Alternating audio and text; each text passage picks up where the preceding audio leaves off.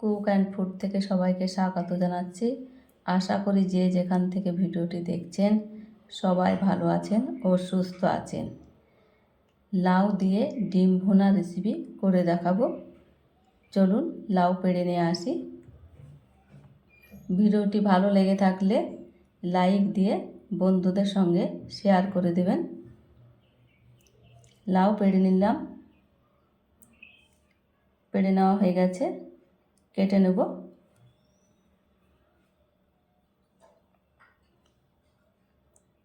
এইভাবে একবার লাউ রান্না করে দেখতে পারেন, অসম্ভব মজার হয়। লাউ তো অনেক রকমভাবে করে খেয়েছেন, এইভাবে একবার করে দেখবেন, খেতে তো দারুণ হয়। লাউ ছিলে কেটে নিচ্ছি, এরকমভাবে ছোট ছোট করে কেটে নেব। কেটে ধুয়ে পরিষ্কার করে নিয়েছি। গ্যাসে কড়াই চাপিয়ে দিয়ে জল দিয়ে দিলাম।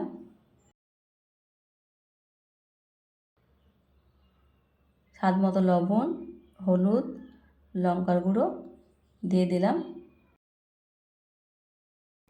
সামান্য 1 চামচ মতো তেল দিয়ে দিলাম। কেটে রাখা লাউ দিয়ে দিলাম। এইভাবে 2 মিনিট সেদ্ধ করে নেব। সেদ্ধ হওয়ার জন্য ঢেকে রেখে দেব।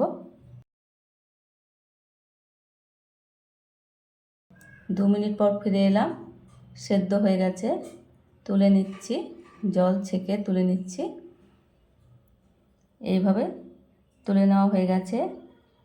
কড়াই আবারও তেল দিয়ে দিলাম, পেঁয়াজ কুচি দিয়ে দিলাম, একটা কাঁচা লঙ্কা দিয়ে দেব।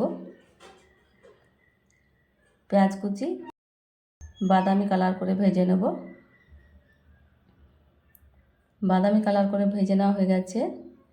হলুদ গুঁড়ো দিয়ে দিলাম, জিরের গুঁড়ো দিয়ে দিলাম, আদা রসুনের পেস্ট দিয়ে দিলাম। ভালোভাবে মশলার সঙ্গে কষিয়ে নেব যাতে কাঁচা গন্ধটা না থাকে। ভালোভাবে কষানো হয়ে গেছে। 3টে ডিম দিয়ে দিলাম।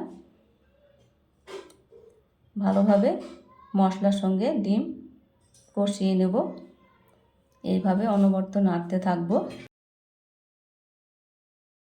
স্বাদ মতো লবণ দিয়ে আবারও ভালোভাবে নেড়ে নিচ্ছি। একটা টমেটো দিয়ে দিলাম কুচি করে, আবারও ভালোভাবে নেড়ে নিচ্ছি। ভালোভাবে নেড়ে নেওয়া হয়ে গেছে। এখানে দিয়ে দিলাম সেদ্ধ করা লাউটা, দিয়ে আবারও ভালোভাবে নেড়ে নিচ্ছি। ভালোভাবে নেড়ে নেওয়া হয়ে গেছে। আমি এবার তুলে নিচ্ছি একটি থালাতে।